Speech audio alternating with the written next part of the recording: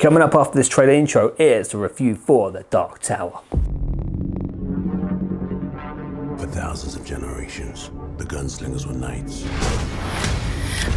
sworn to protect us from the coming of the dark.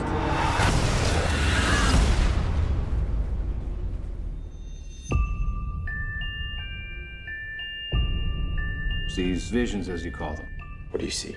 I see a tower, the man in black, and the gunslinger. They're just dreams.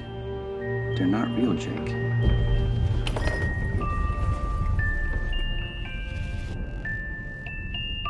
There's another world out there. I know there is.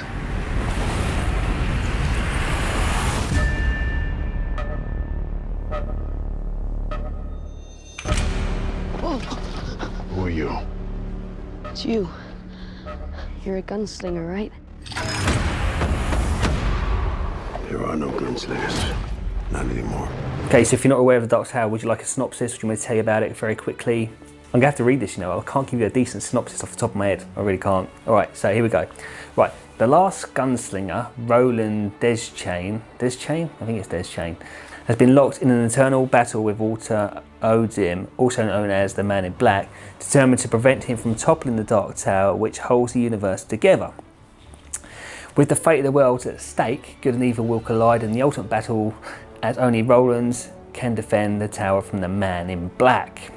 So, I really like this one. From the moment it started, it was just like, it felt like one of those 80s like sci-fi fantasy adventure films, you know, like Never Ending Story. It had that sort of essence to it for some reason. I don't know why. And I think it was something about the score, like the soundtrack of the film as well, the way the tunes were composed. I think that had this like, it just felt like it wasn't trying to compete with today's movies. It felt like it felt really retro, even though it wasn't. I know that makes no sense. I had this feeling of watching it when I was like, when you used to watch those movies when you were a kid, like the Never Ending Story, and you know, these kids go on these ventures to another land.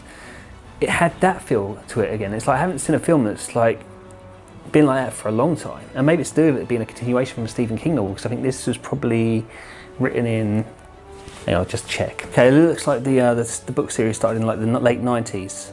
Okay.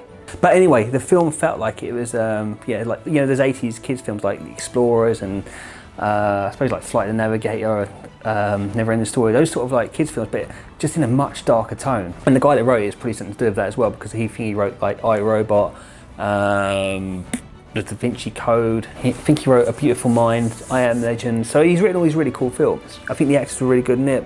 Matthew McConaughey's really good in it. He tends to be really good in most things anyway. The gunslinger played by Idris Elba, I think that's how you pronounce his name.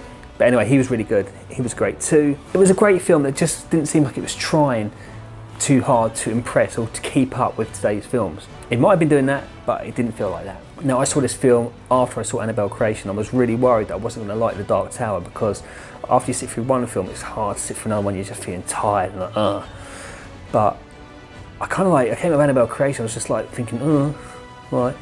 And then I went to this one, it's just like, wow, this is great, I love this. So yeah, overall, I can't recommend The Dark Tower enough. It's fun, it's adventurous, it's just got really likeable characters and a really likeable story. So if the opportunity comes up to go and see it, do go and see it, it's a really good one to see.